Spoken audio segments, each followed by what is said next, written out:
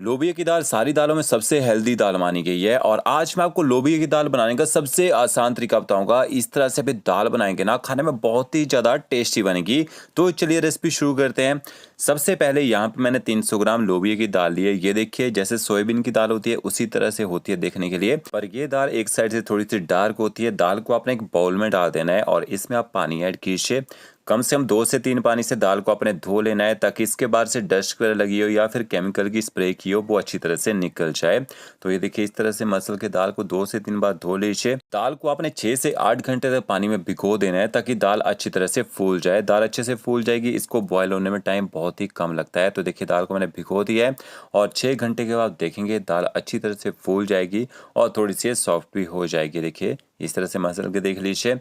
अब इसके बाद आपने दाल को बॉईल करना है। तो यहाँ पे मैंने प्रेशर कुकर लिया है और दाल को मैंने प्रेशर कुकर में डाल दिया है। थोड़ा सा आप इसमें हल्दी पाउडर ऐड कर दीजिए ताकि दाल में एक अच्छा कलर निकल के आए, और थोड़े से आपने इसमें खड़े मसाले ऐड करने हैं, इनसे अच्छा फ्लेवर आएगा। एक आप इसमें तेज पत्ता ऐड कीजिए, 2 आपने इसमें बड़ी इलायची ऐड करनी है, एक आप इसमें जावित्री ऐड कीजिएगा, साथ में आपने इसमें 2 से 3 लौंग ऐड करने हैं। प्रेशर कुकर को ऊपर से कवर कर दीजिए। गैस की फ्लेम आपने मीडियम रखनी है और मीडियम फ्लेम में एक विसल लगवानी है। जब तक दाल बॉयल हो रही है तब तक और तैयारी कर दीजिए।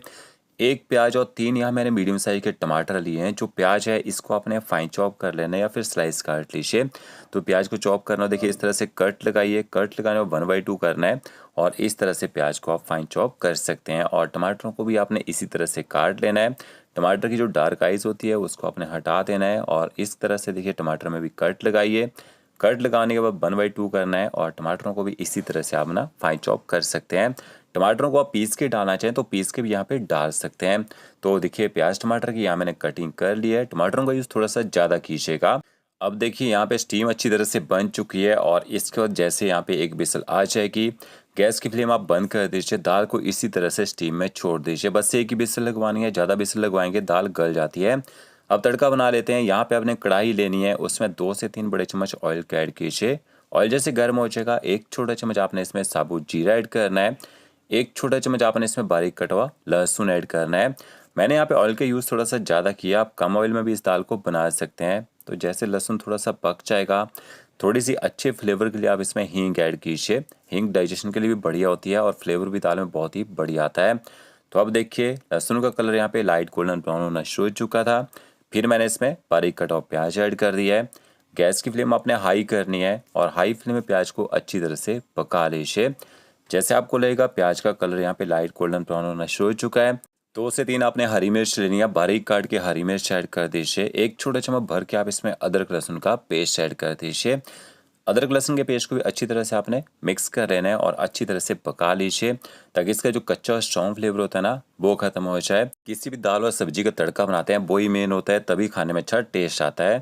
जैसे पेस्ट पक जाएगा, आधा चम्मच आप इसमें हल्दी पाउडर ऐड कीजिए और एक छोटा चम्मच भर के आपने इसमें कश्मीरी लाल मिर्च पाउडर ऐड करना है। इससे ना कलर अच्छा आता है और ये ज़्यादा तीखा भी नहीं होता है। तो कश्मीरी लाल मिर्च पाउडर और हल्दी पाउडर को ना अच्छी तरह से मिक्स कर लीजिए और 20 से 30 सेकंड तक आप इसको पका भी लीजिए। फिर आपने इसमें बारीक कटे हुए टमाटर ऐड कर देने हैं और टमाटरों को जल्दी से प्याज के साथ आपने मिक्स कर लेना है ताकि प्याज और मसालों की कुकिंग प्रोसेस जो है यहीं रुक जाए। फिर आपने इसमें नमक ऐड करना है। तो एक छोटा चम्मच भर के आप इसमें नमक ऐड कर दीजिए। नमक के साथ जो टमाटर हैं बहुत ही जल्दी गल जाते हैं। अब आपने टमाटरों को अच्छी तरह से पका लेना है ताकि इनका जो कच्चा और खट्टा टेस्ट है ना वो खत्म हो जाए। तो गैस की फ्लेम आपने मीडियम टू हाई रखनी है यहाँ पे, क्योंकि टमाटरों का यूज़ थोड़ा सा ज़्यादा किया है। और इसके बाद दाल भी चेक कर लेते हैं जब तक टमाटर यहाँ पक रहे हैं। तो यहाँ पे देखिए जब स्टीम खत्म हो गई थी उसके बाद आपने प्रेशर कुकर का ढक्कन हटाना है और के देखिए इस तरह से दाल को चेक कर लीजिए। तो दाल देखिए इस तरह से थोड़ी सी खड़ी खड़ी रहनी चाहिए, पूरी तरह से आपने इसको गलाना नहीं है। इस दाल को ज़्यादा गलाए थे ना तो जब इसको बनाते उतना अच्छा इसमें टेस्ट नहीं आता है। तो दाल का आधा पानी आपने निकाल देना है और दूसरी साइड देखिए हमने जो टमाटर हैं वो अच्छी तरह से पका लिए हैं। फिर आपने इसमें मसाले ऐड करने हैं। तो मसालों में आधा चम्मच आप इसमें धनिया पाउडर ऐड कीजिए, आधा चम्मच आपने इसमें जीरा पाउडर ऐड करना है, कच्चा जीरा पाउडर का यूज़ किया है। थोड़ी सी आप इसमें रोस्ट की कसूरी मेथी ऐड कीजिए। कसूरी मेथी को थोड़ा रोस्ट कर लीजिए, क्रश करके डाल दीजिए। इस दाल में कसूरी मेथी का बहुत ही अच्छा फ्लेवर आता है। तो मसालों को भी अच्छी तरह से आपने पका लेना है। जैसे मसाले पक जाएंगे फिर आपने थोड़ी सी दाल ना यहाँ पे ऐड कर देनी है तड़के में और इस दाल को आपने थोड़ा सा ना मैश कर लेना है। इससे क्या होगा, दाल आपकी बिखरी नहीं रहेगी, अच्छी उसमें बाइंडिंग आ जाएगी। तो ओके देखिए गैस की फ्लेम आपने मीडियम टू लो रखनी है और इस दाल को थोड़ा सा मिक्स करते रहिए और अच्छी तरह से आप इसको ना मैश कर लीजिए। इससे दाल में एक अच्छी ग्रेवी भी बन जाएगी। तो ये देखिए मसाला हमारे यहाँ पे तैयार हो चुका है। फिर आपने जो दाल बॉईल करके रखी होगी वो ऐड कर देनी है और दाल को आपने मसालों के साथ अच्छी तरह से यहाँ पे मिक्स कर लेना है। 1.5 से 2 मिनट तक दाल को यहाँ पका भी लीजिए। गैस की फ्लेम ना हाई कर देनी है आपने, ताकि दाल जो है अच्छी तरह से यहाँ पे गर्म हो जाए। अब जैसे दाल अच्छी तरह से मसालों के साथ मिक्स हो जाएगी, फिर आपने दाल को ऊपर से ना कवर कर देना है और कवर करके 3 से 4 मिनट तक पकने देना है, ताकि सारी दाल में मसालों का एक अच्छा फ्लेवर आ जाए। तो देखिए 3 से 4 मिनट तक यहाँ मैंने दाल को पका लिया है और दाल अच्छी तरह से यहाँ पे ना थिक भी हो चुकी है और अच्छे से दाल में देखिए कलर भी आ चुका है। अब आपकी दाल जब ज़्यादा ही थिक हो जाएगी, फिर आपने इसमें ना थोड़ा सा पानी ऐड करना है। तो 1 कप आप इसमें पानी ऐड कर दीजिए और गर्म पानी का आपने यहाँ पे यूज़ करना है। पानी को भी दाल के साथ अच्छी तरह से मिक्स कर लेते हैं। तो ये देखिए अब हमारी दाल में एक अच्छी थिकनेस आ चुकी है और सारी दाल जो अच्छे से बाइंड भी हो चुकी है और दाल इसमें खड़ी खड़ी भी है।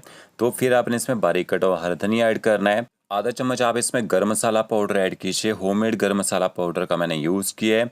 और 1 बड़ा चम्मच आपने इसमें देसी घी ऐड करना है। दालें खुश्क होती है, थोड़ा सा घी डाल के बनाइए, अच्छा टेस्ट भी आता है। और घी और मसाले के अच्छी तरह से आपने यहाँ पे मिक्स कर लेना है। तो ये देखिए लोबिया की दाल जो है बन के तैयार हो चुकी है। 1 चम्मच हम इसमें क्रीम ऐड करेंगे। क्रीम ना हो तो आप दूध की मलाई लीजिए, उसको अच्छी तरह से फेंट के डाल दीजिए। इससे होटल और रेस्टोरेंट वाला टेस्ट निकल के आ जाएगा। तो ये देखिए क्रीम को अच्छी तरह से मिक्स कर लिया है। तो इस तरह से आप ये लोबिया की दाल बना के देखिए, बहुत ही ज़बरदस्त बनती है। तो फ्रेंड्स वीडियो अच्छा लगा होगा, लाइक शेयर कमेंट जरूर कीजिएगा। ओके फ्रेंड्स, मिलते हैं नई वीडियो के साथ। Thank you.